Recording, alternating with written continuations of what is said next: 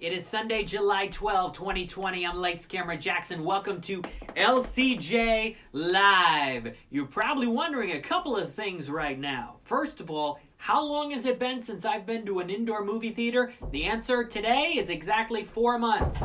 March 12 was the last time I went to an indoor movie theater to see Bloodshot. We'll get into all of that of what's been happening in the 4 months and how I feel after 4 months coming up here on LCJ Live. Next up, Bugs Bunny. What is Bugs Bunny doing here? Well, we're going to talk about San Diego Comic-Con at home and all the new panels that are going to be happening in about a week and a half to 2 weeks.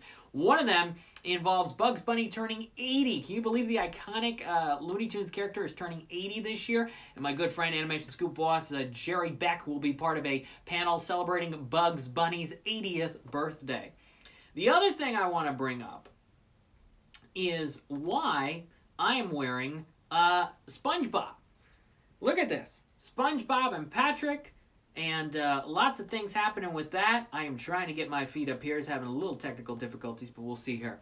SpongeBob and Patrick is because on July 17th, 1999, it was the second episode of SpongeBob that aired. Now, the first episode technically aired May 1st, 1999, after the Kids' Choice Awards. But then Nickelodeon waited a couple months to air the next episode of SpongeBob SquarePants until July 17th, which is this Friday. So I decided, you know what? I'm going to bring this out because I was originally going to wear it to be in timing with the new SpongeBob movie, Sponge on the Run, which was supposed to come out August 7th. Actually, it was first supposed to come out May 22nd, then July 31st, then August 7th. So now it's going to be January or February of 2021 on CBS All Access and VOD and some crazy combination like that. But for now, I am wearing this SpongeBob and Patrick shirt to celebrate the legacy of SpongeBob, the TV series, which I guess sort of officially turns 21 this Friday, so there you go. Hey, let's get into San Diego Comic-Con. There are a lot of cool panels happening starting on, Thursday, July 23rd. A lot of animation-related and entertainment-related panels. They keep announcing the lineups on the San Diego Comic-Con website.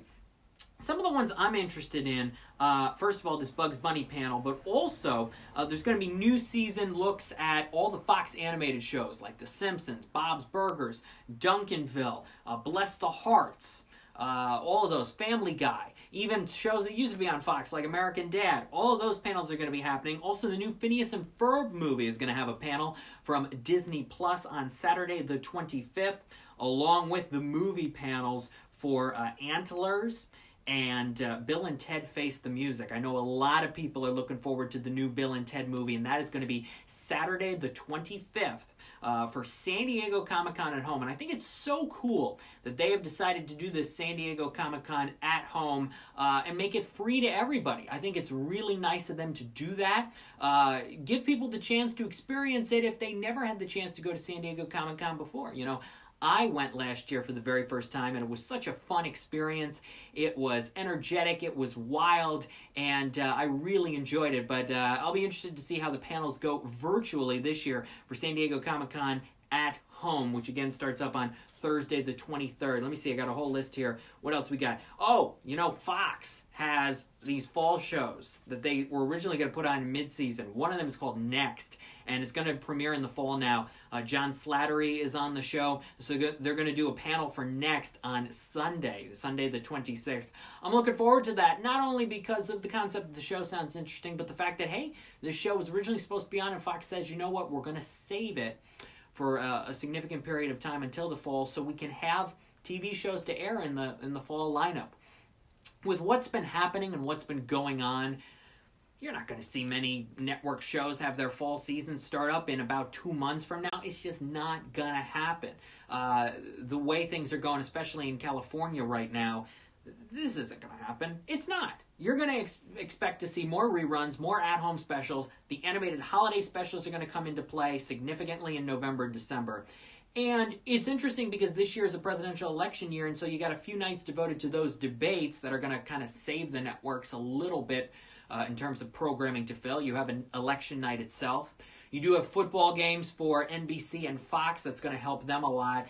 And again, those animated holiday specials are going to fill some time. So it is going to be a major scramble if you're not Fox, who is saving most of their programming. If you're ABC, CBS, and NBC, you are trying to think to yourselves, what can we do to fill the programming this fall? So there's going to be a lot when it comes to that. Peacock is the new NBC Universal streaming service that debuts on Wednesday, this Wednesday, July 15th.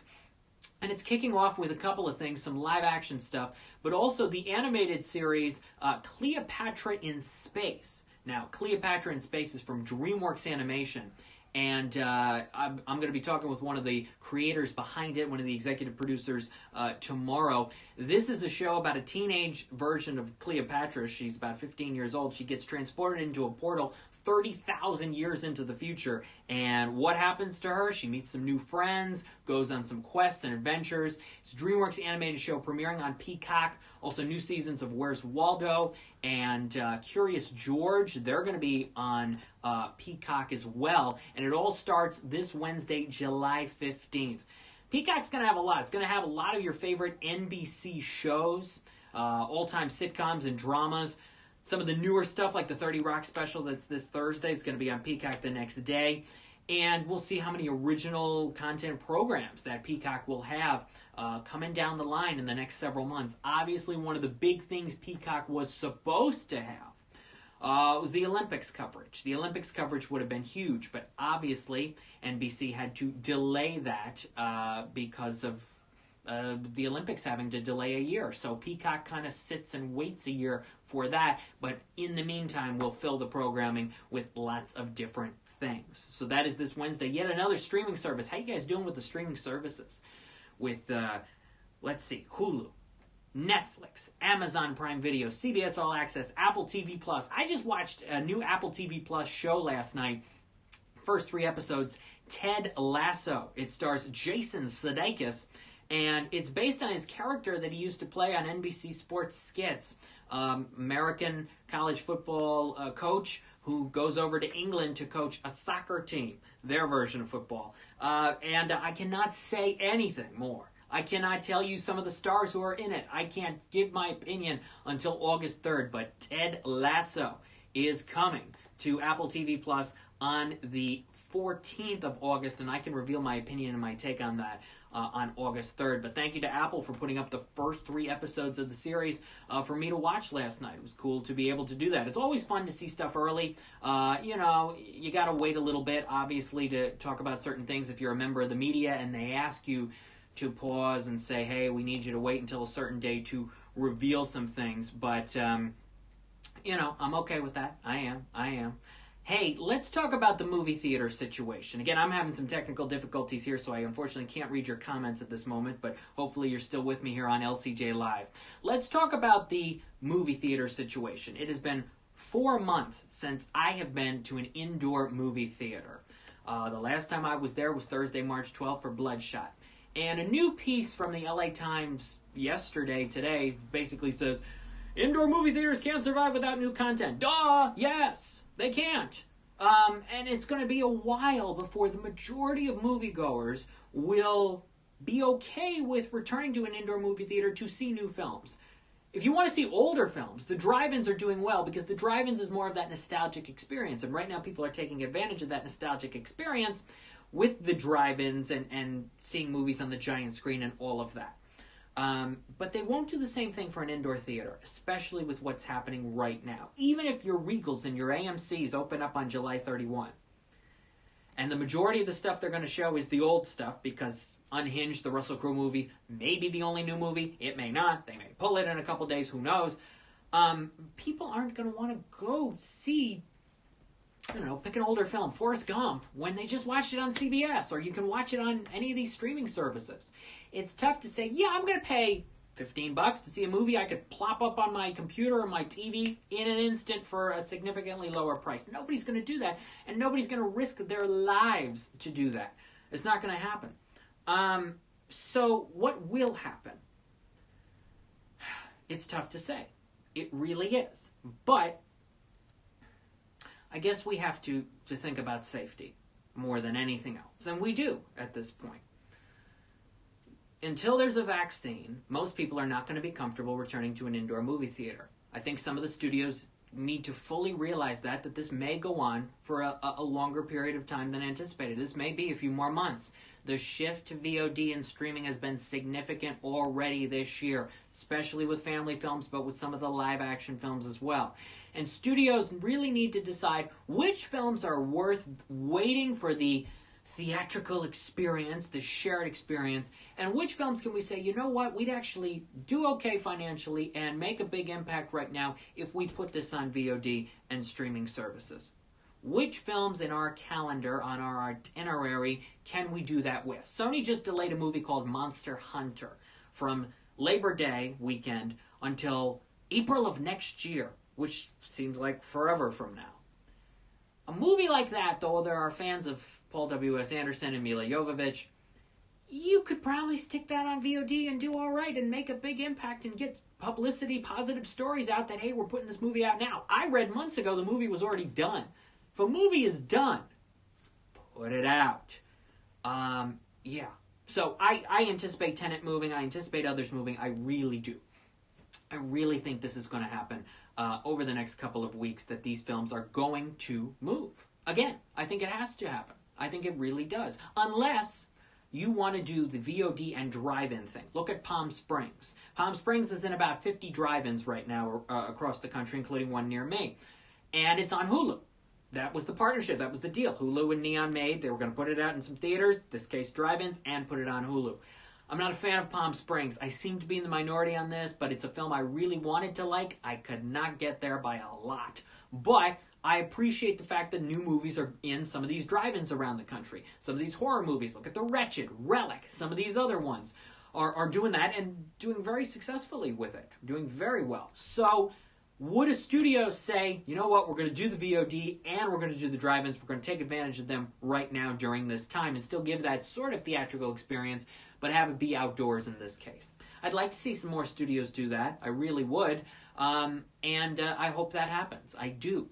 Because drive-ins are theaters, just like everything else. And even though there are fewer of them than the indoor theaters, they're where people want to go right now. So I'd like to see some more studios do that. This Friday, July 17th, was supposed to be the day of Tenet's release. And then they were talking about that 10-year anniversary Inception thing, which seemed like a bad idea anyway. But that's not happening because most theaters around the country aren't open. So it was supposed to be Tenet this Friday. Then they moved it to July 31. They moved it to August 12. They'll probably move it again. And we just got to be patient. We just got to be patient with it. What would be cool is if in this Bill and Ted presentation, they're like, you know what? We're not going to wait for movie theaters on August 28th. We're just going to put it on VOD. And you know what? 99% of the people will say, yes, yes, put it on VOD. We can't play the Tenet game much longer. You can't play the Tenet game where it's like, we got to wait for Tenet. We got to wait for Tenet. You just stick it on VOD. If you can't put it in theaters because of safety, and I understand that, then you put it on VOD or streaming. You do it. You make the deals happen. I've seen a lot of people write, they're getting Apple TV Plus to watch the Tom Hanks movie Greyhound. Good for them. It's going to make a big impact. Netflix with The Old Guard, obviously originally supposed to be a Netflix release no matter what on streaming services, but they could have decided to open that in a few theaters. And a lot of people watching that this weekend. A lot of people watching Palm Springs. It was a big weekend. It is a big weekend for streaming movies. Next couple weekends, a little quieter. Got a movie called Dirt Music coming out on VOD this week. I'm going to have my review of that up shortly at lights-camera-jackson.com. Dirt Music is out this week. A couple other smaller movies. Fatal Affair on Netflix, thriller. I'm going to be seeing that this week. Then the 24th, you got Rosamund Pike playing Marie Curie in Radioactive and the animated movie Animal Crackers. That's on Netflix. Radioactive is on Amazon Prime Video. Then on the 31st, and significantly the week of August 7th, things heat up again. August 6th and 7th, August 6th being An American Pickle with Seth Rogen on HBO Max, and then the 7th, a bunch of other movies. I gotta tell you, there's gonna be like 8 semi-big releases coming out on that weekend. A lot to cover then, and then through the rest of August, a decent number of films. So a little quieter these next 2 weeks, but TV, and especially with Comic-Con at home, is going to dominate, and the new Peacock streaming service. I have a new final episode of the Cinema Stories podcast coming at you this Tuesday with Mike Sargent. He's my film critic colleague, good friend, co-host of the Too Fast, Too Films podcast, which is celebrating 6 months this week as well. On Tuesday, final episode of my special podcast event series, Cinema Stories, where Mike and I cover boy, an hour at least, a little more than an hour of what's happening with the movie theater experience, the movie-going experience, the past, present, future, our favorite stories, our favorite screening experiences, and how we feel right now about the fact that we can't be in indoor theaters and haven't been for the last 4 months, and are we ready to return to them, and what will it be like when we do eventually, at some point, return to the indoor movie theaters. So it's a great conversation. I hope you listen to it. I hope you check it out this Tuesday. Cinema Stories Podcast. Go to lcj.podbean.com for that. I'll also be posting it on all of my social media platforms, which includes the website, lights-camera-jackson.com, Twitter at LCJ Reviews, and Instagram at LightsCamJackson. I'm Lights Camera Jackson. Thank you for watching this episode of LCJ Live. Happy sort of 21st birthday to SpongeBob this Friday. Hope you're staying safe, positive, healthy, doing well, getting through. Can you believe on Wednesday, Thursday this week, we're already going to be halfway through July. And we'll see if these indoor movie theaters open up by the end of the month. My guess is we will hear some news this week about some movies getting delayed. But we'll see. Hopefully everybody's going to be doing all right, moving in a positive direction. Stay well, and thank you for watching this episode of LCJ Live. Bye-bye.